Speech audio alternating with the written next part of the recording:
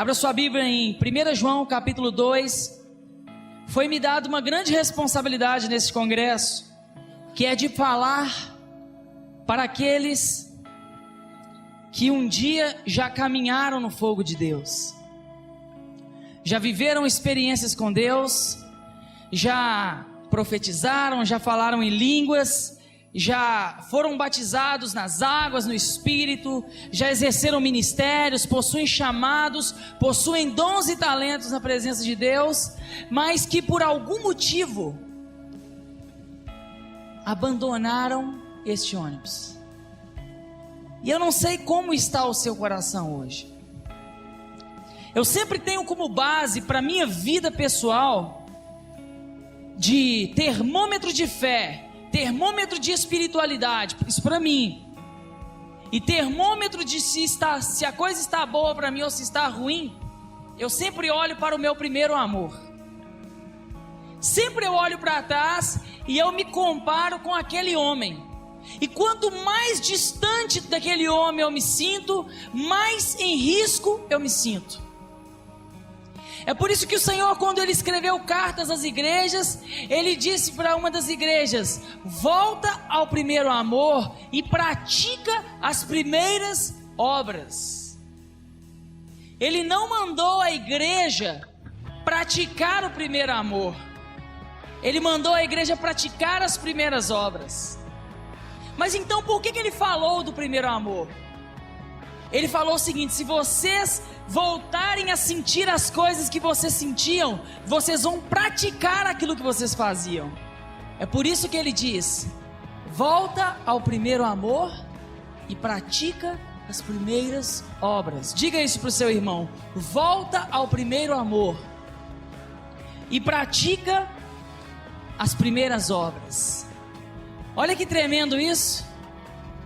Então eu sempre olho para o Léo de 1996. Claro que eu não tenho que voltar a lançar novos fundamentos ou princípios elementares para a minha vida, porque essa fundação já foi posta. Mas eu estou falando sobre olhar, será que a minha maturidade que eu julgo ter hoje, ela tem ou não me distanciado daquele homem cheio do poder de Deus? Porque o que você precisa ser é cheio do poder de Deus. Essa semana eu estava adorando ao Senhor no meu carro, e essa canção Deus me deu dentro do carro. E eu estava falando sobre essa promessa. Eu falei: Senhor, eu quero isso, eu quero falar sobre o batismo no Espírito Santo, porque o batismo no Espírito Santo se tornou uma opção na vida da igreja, e na verdade é um fundamento da igreja. É o que você precisa ter na sua vida. E o seu desafio hoje é receber essa palavra. Eu desafio você a receber aquilo que Deus quer falar aqui. Tenha como referência o homem ou a mulher que você era no dia que você viveu o seu primeiro amor. É lógico que o primeiro amor, às vezes a gente é um pouco inconsequente, né? Isso é normal. Mas mesmo assim, naquele dia ou naquele momento ou naquela fase da sua vida, havia muita fé, muito sentimento, muita renúncia envolvida. Hoje talvez você olhe para trás e veja o quão ridículo você era. Mas quando Deus olha para aquele homem, Ele fala: cara, eu sou apaixonado com o pastor Luiz dessa época aqui, ó. Esse que é o meu filhão. É assim que Deus nos vê. Então eu te desafio nessa noite a receber essa palavra. Então vamos lá para a palavra de Deus em 1 João. Eu separei alguns textos e nós vamos falar um pouco. 1 João capítulo 2, primeiro versículo 24.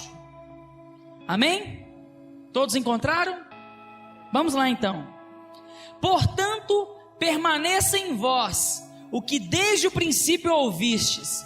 Se em vós permanecer o que ouvistes desde o princípio, também permanecereis no Filho e no Pai.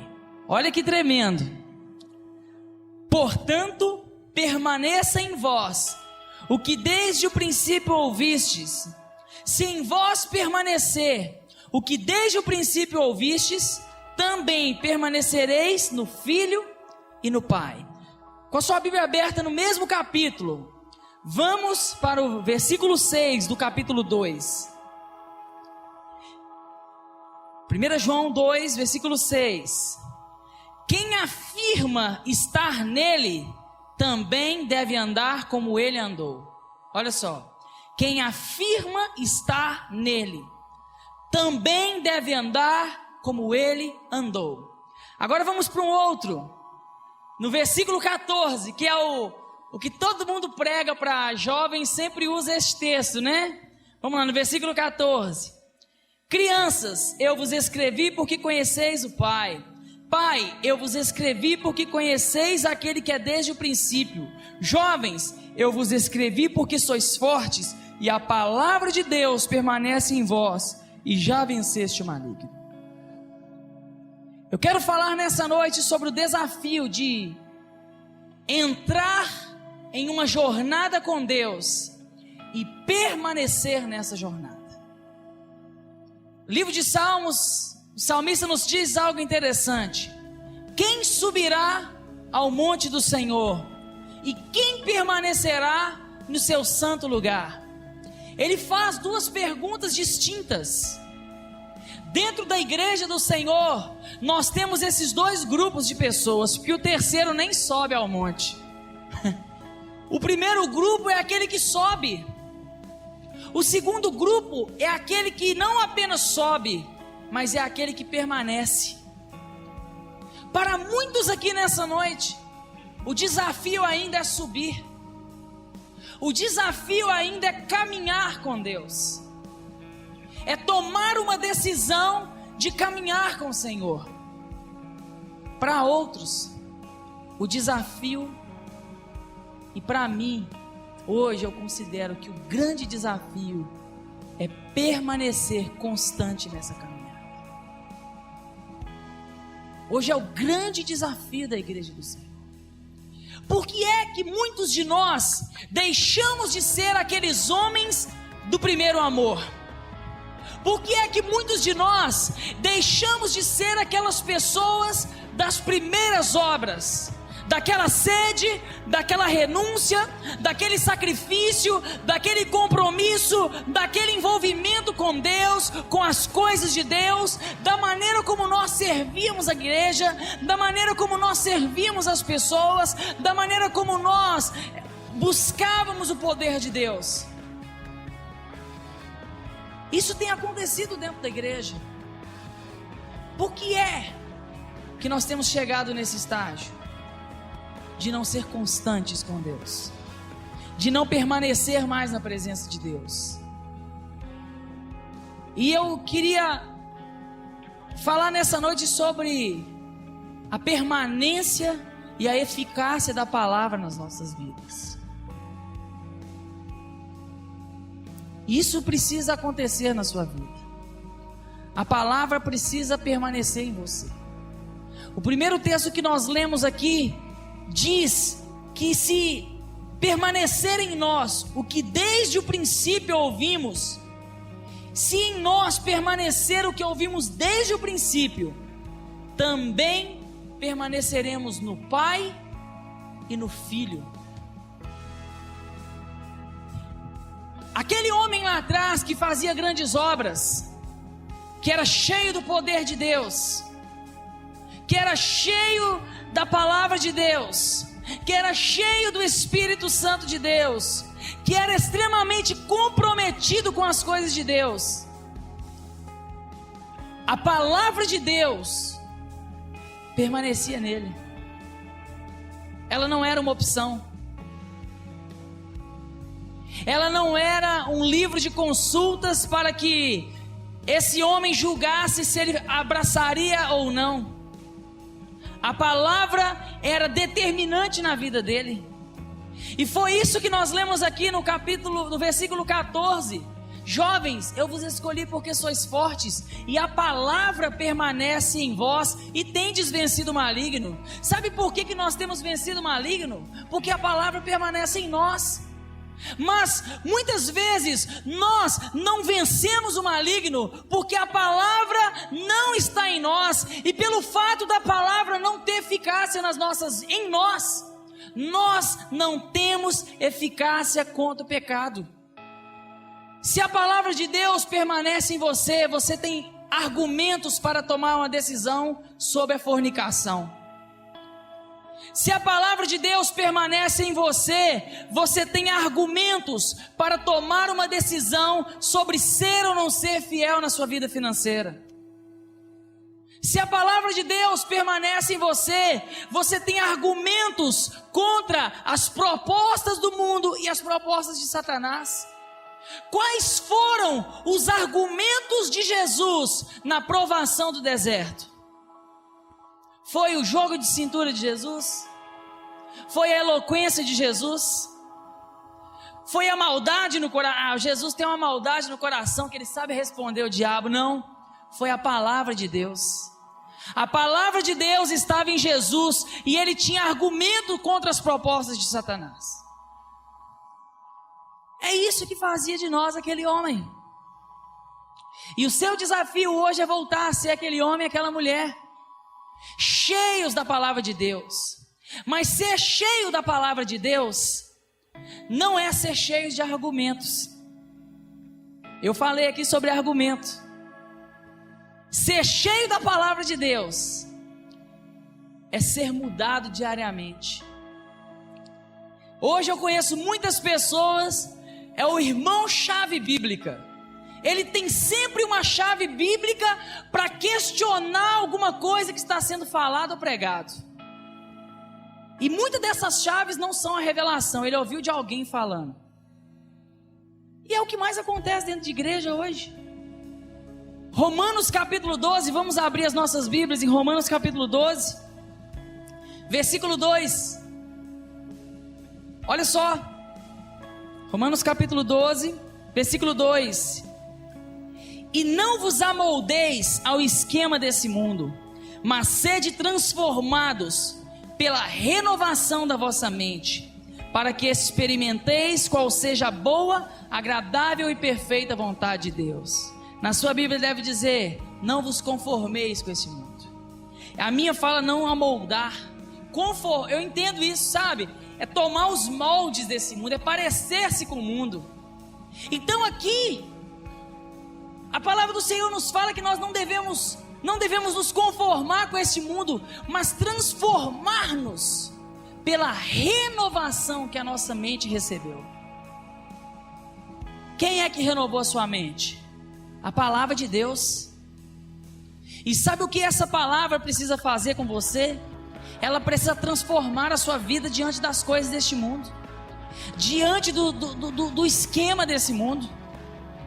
Não é o mundo que precisa ser transformado pela renovação que a sua mente recebeu, mas é você que precisa ser transformado diante de um mundo que já permanece no maligno. Ele já está no maligno.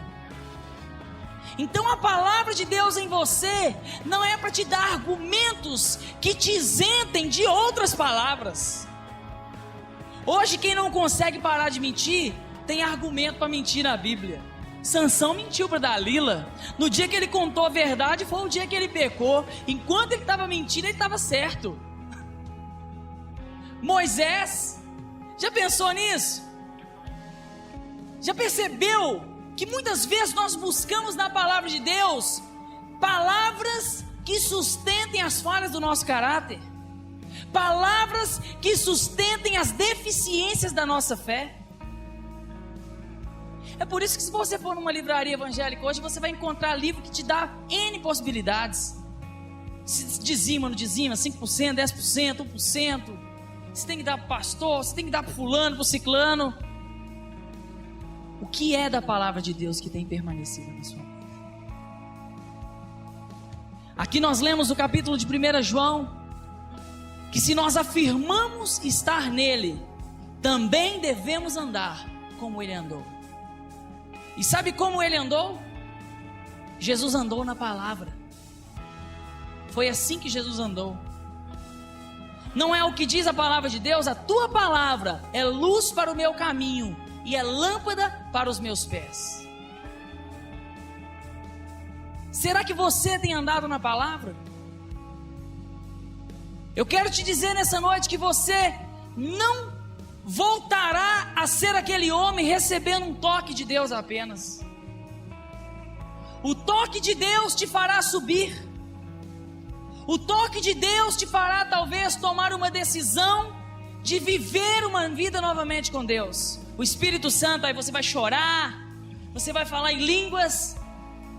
Mas o grande desafio para aqueles que querem permanecer dentro desse ônibus, querem permanecer nessa jornada com Deus, é moldar as suas vidas de acordo com a palavra de Deus.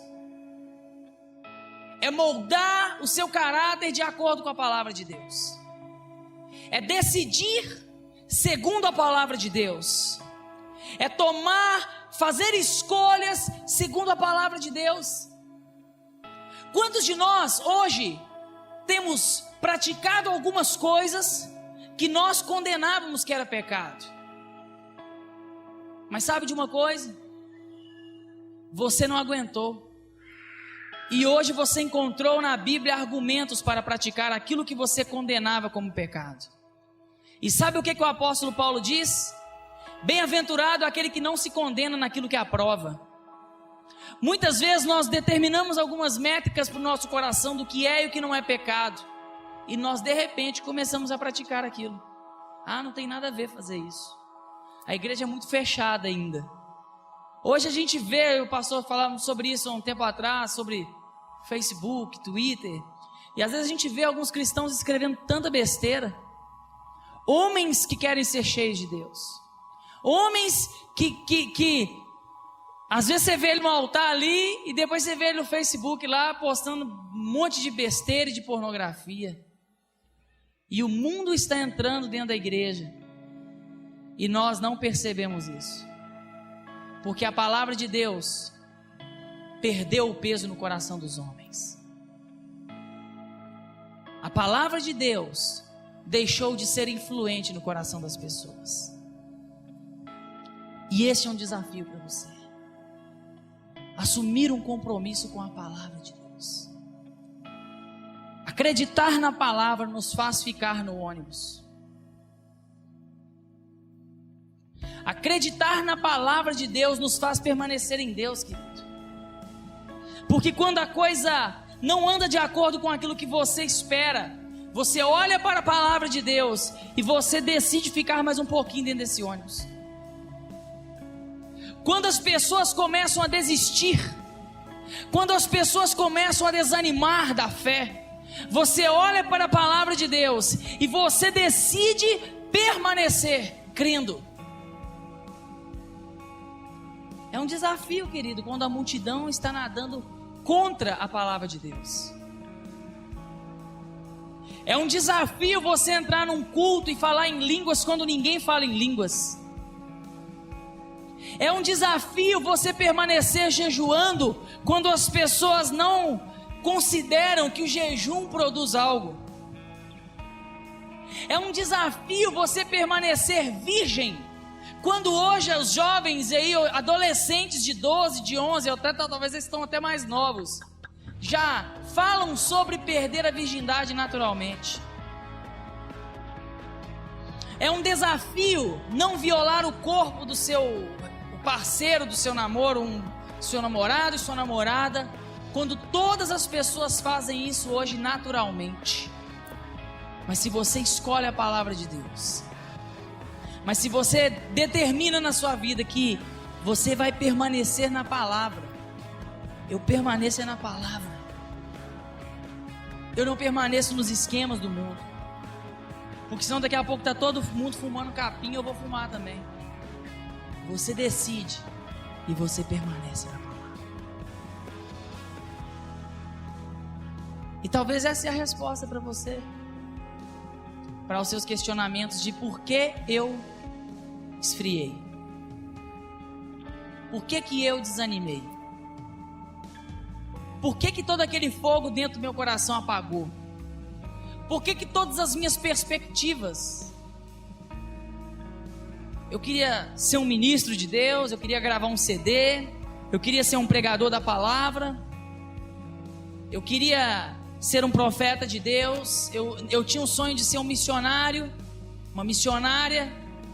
Porque quando você deixa de acreditar na palavra, ou quando a palavra perde a eficácia dela na sua vida, você desce do ônibus. E sabe de uma coisa? O ônibus não parou. O ônibus não parou. Talvez você vai ter que lutar muito para compensar o período que você ficou fora desse ônibus. Eu conheço muitos cristãos que pararam no meio do caminho. Havia sobre eles uma grande expectativa, mas o mundo dizia uma coisa, na minha vida acontecia uma coisa, e a palavra continuava dizendo que ia acontecer, ia dar certo, as coisas iam funcionar, mas eu não consegui permanecer naquele fogo. Eu não consegui permanecer crendo naquela palavra. Moisés, quando subiu ao Monte Sinai para buscar uma revelação de Deus, ele foi buscar para o povo um direcionamento de Deus. Nós vamos ler lá em Êxodo capítulo 31. Se você quiser já abrir a sua Bíblia. Moisés foi buscar um direcionamento de Deus para o povo. Estratégias, regras, métricas, propostas, promessas. Mas aquele povo não conseguiu esperar Moisés com a palavra de Deus. E eles pecaram contra o Senhor. E é o que acontece conosco. Nós precisamos ser constantes, querido. Então vamos para a palavra de Deus novamente, Êxodo 31. Eu queria falar sobre as duas tábuas, as tábuas da lei. As primeiras e as segundas tábuas da lei. Êxodo capítulo 31, versículo 18. Quando acabou de falar com Moisés no Monte Sinai, deu-lhe as duas tábuas do testemunho, tábuas de pedra, escritas pelo dedo de Deus. Agora vamos lá para o capítulo 32, versículo 15 ao 19. Então Moisés voltou-se e desceu do monte com as duas tábuas do testemunho na mão, tábuas escritas dos dois lados, na frente e no verso. Elas eram obras de Deus. O seu escrito havia sido esculpido nas tábuas pelo próprio Deus. Quando Josué ouviu o barulho do povo gritando, disse a Moisés: há gritos de guerra no acampamento. Moisés respondeu-lhe: o que estou ouvindo não é grito de vitoriosos nem dos vencidos, mas é som de pessoas cantando. Olha o culto aí acontecendo. Então chegou ao acampamento e viu o bezerro e as danças. Encheu-se de fúria e jogou as tábuas, despedaçando-as na base do monte. Que nós vemos um primeiro momento onde Deus deu a Moisés para o povo as tábuas da lei.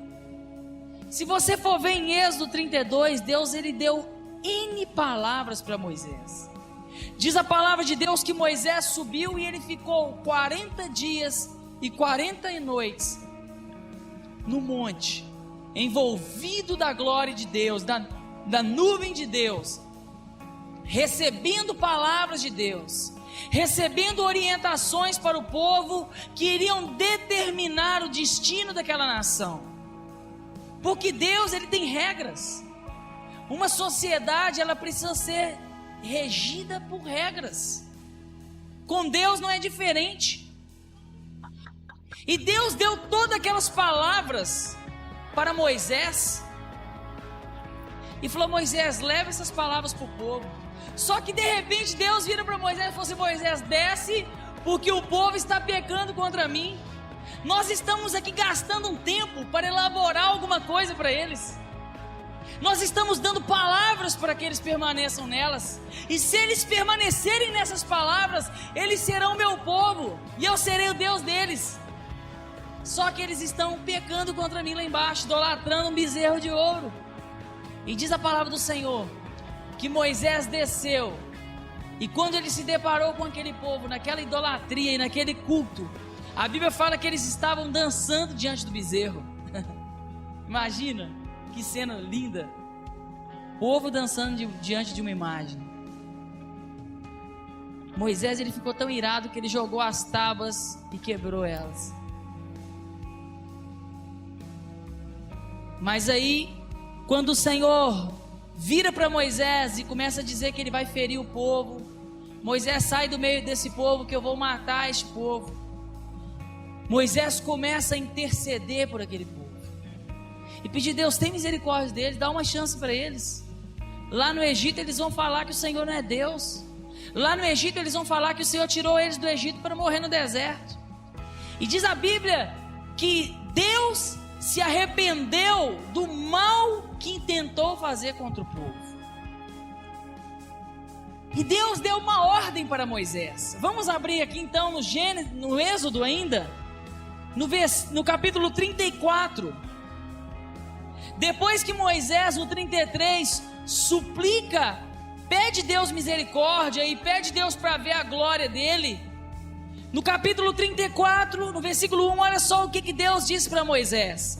Então o Senhor disse a Moisés: lavra 2 tábuas de pedra, como as primeiras, e escreverei nelas as palavras que estavam nas primeiras tábuas que tu quebrastes.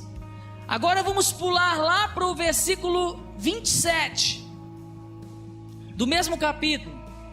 O Senhor disse a Moisés: escreve essas palavras, pois baseado nelas fiz aliança contigo e com Israel. Olha só, eu vou ler isso de novo. Escreve essas palavras, pois baseado nelas fiz aliança contigo e com Israel. E Moisés esteve ali com o Senhor 40 dias e 40 noites, não comeu pão, nem bebeu água, e escreveu nas tábuas as palavras da aliança, os 10 mandamentos. Quando desceu do monte Sinai, trazendo nas mãos as 2 tábuas do testemunho, sim, quando desceu do monte, Moisés não sabia que a pele do seu rosto resplandecia, por ter Deus falado com ele. Eu até arrepio aqui com essa passagem, querido. Quando Deus resolveu dar uma chance para o povo, quem foi que escreveu naquelas tábuas? A Bíblia fala no primeiro capítulo que nós lemos, no 31 e no 32, que as primeiras tábuas foram escritas pelo dedo de Deus. Aqui, no capítulo 34, quem escreveu na tábua foi Moisés. Diga para o seu irmão, quem escreveu foi Moisés. E aqui nós temos uma revelação muito profunda, querido. O que é que foi escrito nas segundas tábuas? O quê? As mesmas coisas. Primeira revelação de Deus para você. Deus não negocia os termos da palavra dele. Deus não negocia o que ele te cobrou no início. Muitos de nós entramos no ônibus, começamos uma jornada com Deus, de ministério, de chamado, de poder, de palavra, de visão, mas de repente a palavra se tornou pesada e nós caímos na mentira, nós caímos na fornicação. Aquele jovem que ficou 6 meses, 1 ano, 2 anos sem fornicar, ele não aguentou permanecer na palavra e ele caiu novamente. E ele se afastou. E ele desceu do ônibus. O namoro ficou mais importante. O dinheiro ficou mais importante. O computador ficou mais importante. O que é do mundo ficou mais importante. E se hoje ele tomou uma decisão, sabe quais são as palavras que Deus dá para esse jovem, para essa pessoa? As mesmas palavras. O evangelho não mudou os 6 meses que você ficou fora da igreja. O evangelho não mudou os 2 anos que você parou o seu ministério. Os termos da aliança de Deus não mudaram o tempo que você decidiu ficar fora desse ônibus. o destino do ônibus é ainda o mesmo, e as regras para se permanecer no ônibus ainda são as mesmas regras. E sabe qual é o seu desafio? Submeter-se a essas regras. Amém? Você está recebendo isso nessa noite? Essa é uma chave. Você quer ser aquela mulher de antes? Submeta-se à palavra de Deus. Você quer ser cheio de fogo? Submeta-se da mesma forma que você se submetia. E se você ainda não é, eu quero dizer uma coisa, querido. Está aqui o manual do fogo. A palavra de Deus. Deus não deu regras diferentes para o povo. Deus não deu leis diferentes para o povo. Deus não amaciou a palavra dele para o povo. Deus não desconsiderou algum dos mandamentos. Olha só o que ele disse para Moisés. Então o Senhor disse a Moisés: lavra 2 tábuas de pedras, como as primeiras, e escreverei nelas as palavras que estavam nas primeiras tábuas. Os princípios de Deus não mudam, querido. Eu disse isso aqui alguns dias atrás. Deus não aboliu alguns mandamentos. Não, adulterar pode. Pode ter sim, até 2 deuses pode ter. Como o povo está tendo dificuldade de submeter a não idolatria, até 3 deuses com CNPJ você pode ter. Se não for registrado, sai fora. Não teve isso. Deus não mudou os seus mandamentos. Mulher do próximo, você não pode cobiçar não, mas se for solteira, mesmo você sendo casado, você pode. Jesus fez isso na palavra. Quando fala da carta de divórcio, ele fala assim: por causa da dureza do coração de vocês vão ter a carta de divórcio, mas não pode casar de novo. Foi o que Jesus falou, né? Foi o que ele falou. Porque eu sei que vocês estão com más intenções. Vocês não querem separar porque tá ruim com o fulano. Você está querendo separar porque você quer o do ciclano. É por isso. Então, pode separar assim, uma casa de novo? Pode não. Foi isso que Jesus falou na palavra dele. Deus não mudou as regras. E para dificultar, além de não mudar as regras, o próprio homem teve que escrever as regras nas suas tábuas. Este é o segundo desafio. E muito difícil. As primeiras tábuas foram escritas pelo dedo de Deus. Sabe o que é isso? É o primeiro amor.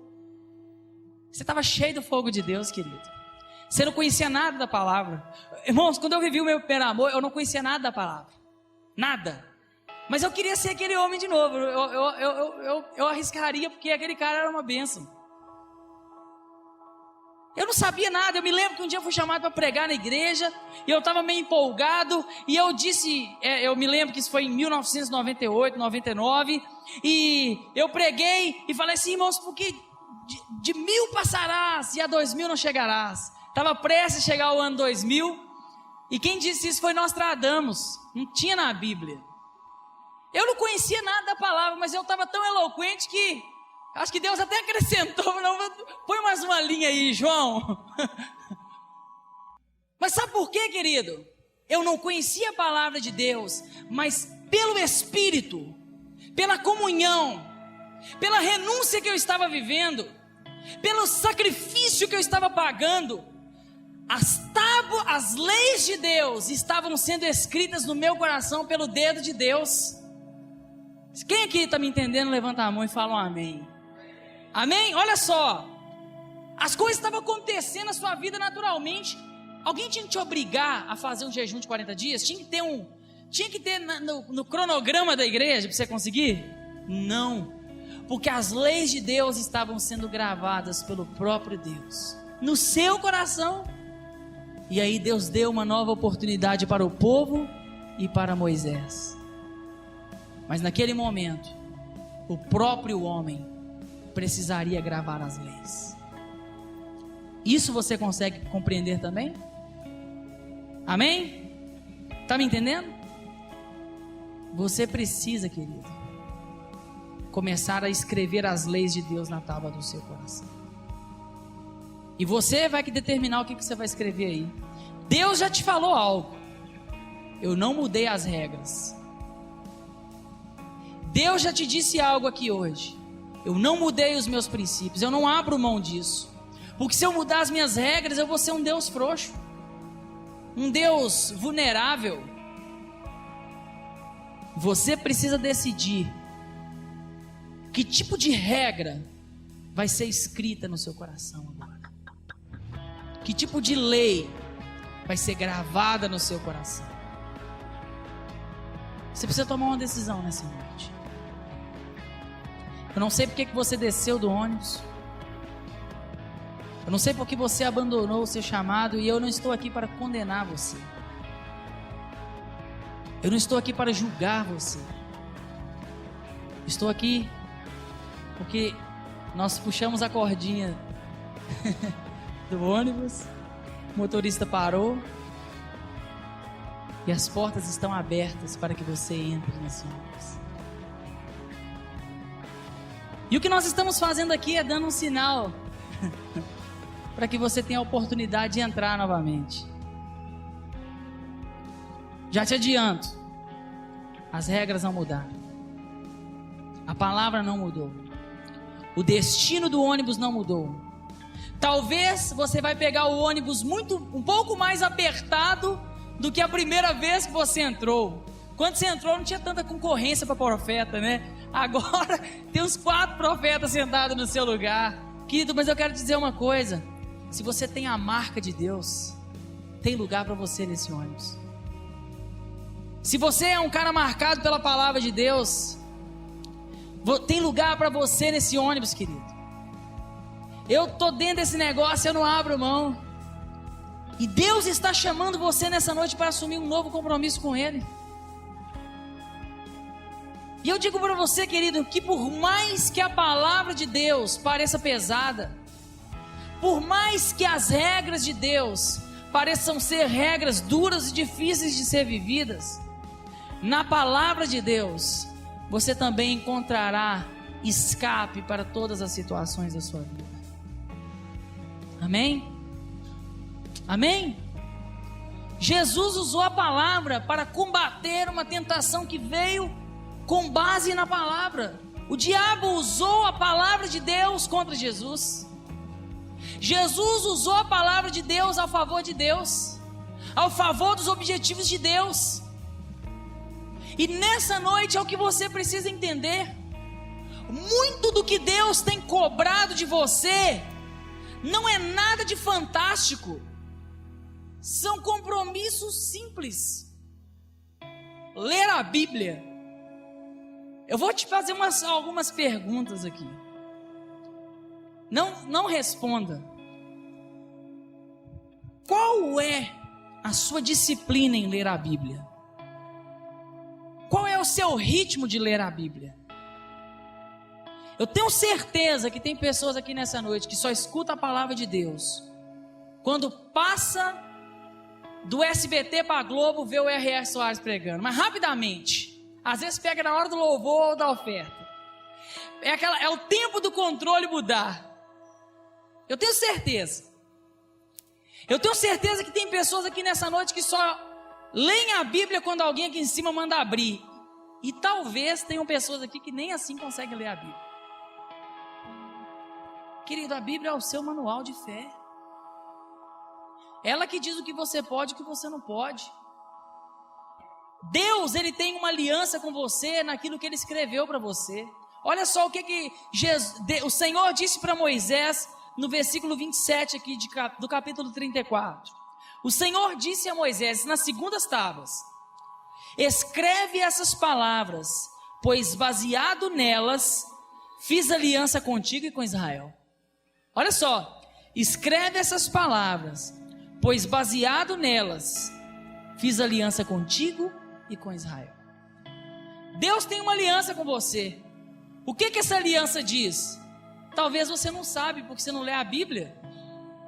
Deus tem promessas para você na palavra. O que essas promessas dizem para você? Você não sabe porque você não lê a Bíblia. Por isso que eu te perguntei qual é o seu ritmo. E eu te desafio, querido, a ler um versículo por dia. Qualquer versículo. A genealogia de Jesus, pode ler esse aí. Mas eu te desafio a ler um versículo por dia. Eu te desafio a comprar uma caixinha de promessas e ler uma por dia.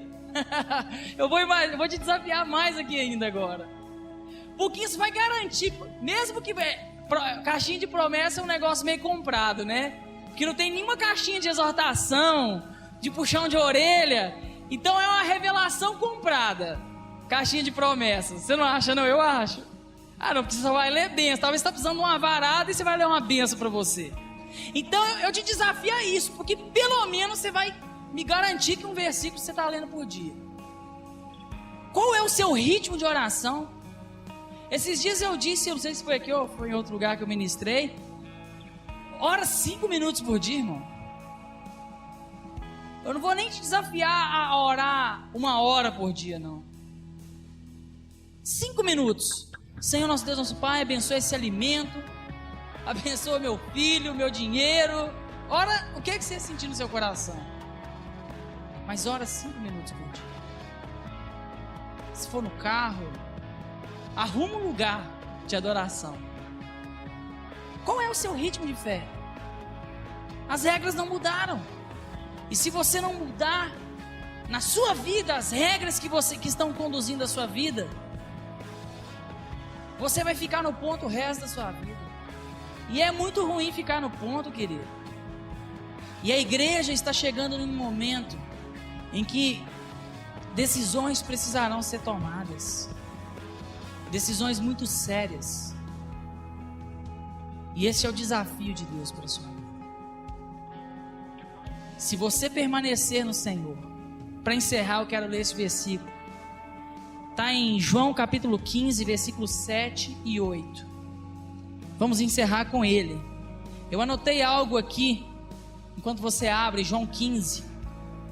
A palavra de Deus precisa exercer influência em nossa vida, de maneira que o nosso caráter, nossas decisões, nossas escolhas sejam orientadas pela palavra de Deus. Olha só o que diz lá em João, capítulo 15, versículo 7 e versículo 8.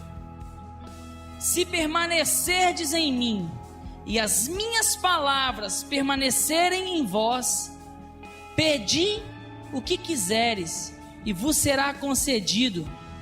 Meu Pai é glorificado nisso, em que deis muito fruto, e assim sereis meus discípulos. Olha só, se vocês permanecerem em mim, e a minha palavra permanecer em vocês, vocês vão poder pedir o que vocês quiserem, e vocês vão dar muito fruto.